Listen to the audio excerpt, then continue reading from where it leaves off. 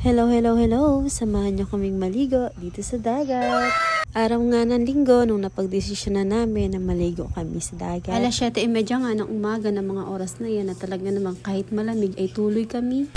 Matagal na rin kasi namin dating inaplano pa na magligo kami sa dagat kaso ay medyo busy ang mga person. Baga naman kahit ba naman kami itaga-dagat laang ay hindi man kami makaligo sa dagat lagi. Kaya nga tinarato ko na agad na sabi ko ay linggo dapat talaga kita ay maligo sa dagat at kung hindi ay aawayin ta.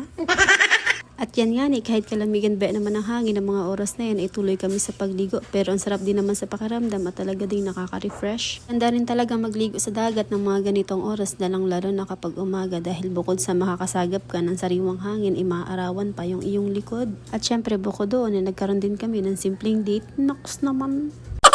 At para hindi na rin nga nila ang puro palayan na nakikita namin dalawa ay siya'y malayo-layo kami ng kaunti at dini naman kami sa dagat. Ay ayan nga at pasitswitan kaming dalawa dyan para baga kunwari hindi nag-aaway. Andyan lang nga kami sa basod ng mga oras na yan habang kami nagaligo at ayaw talagang pumunta sa malalim na rin kasama ko dahil di nga marunong lumangoy.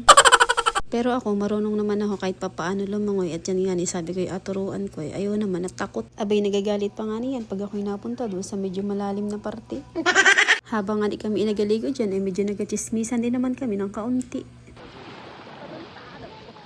O siya, panuoran muna ninyo ang aming pagliligo din.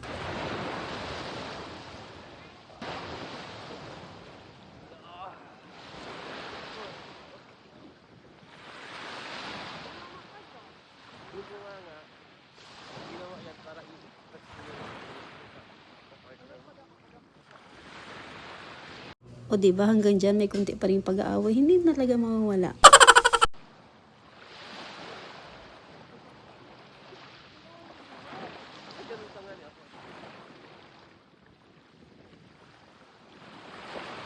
Tasting ni pa at napagyabang pa sa akin na marunong na daw siyang mulumutang.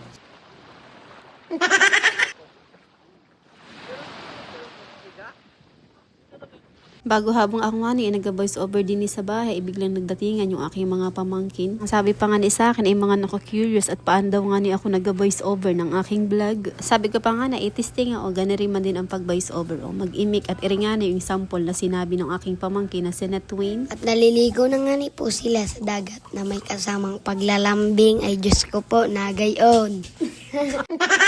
Abay, parang pwede na rin mag-vlog. Iring aking pamangkin, marunong nang mag-voice over. Kaso nung napadugtungan ko nga wala na daw siyang masabi. Bago sabi ko dun sa aking pamangkin na si Dave, ay siya naman ang mag-voice over. At kako ay nakapag-voice over na rin si Netwin. Ay iri ang sinabit, parang nahiya pa nga ni. Andito po sila kunting... Natawa na lang din siya sa sarili niya at may pagbulat pa nga at tawang-tawa at wala daw siyang masabi na limutan daw niya yung kanyang asabihin.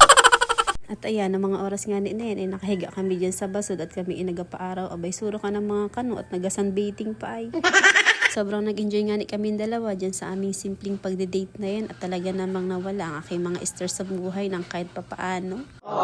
Na para bang nadala ng agos yung aking mga problemang iniisip na mga oras na yan. Char.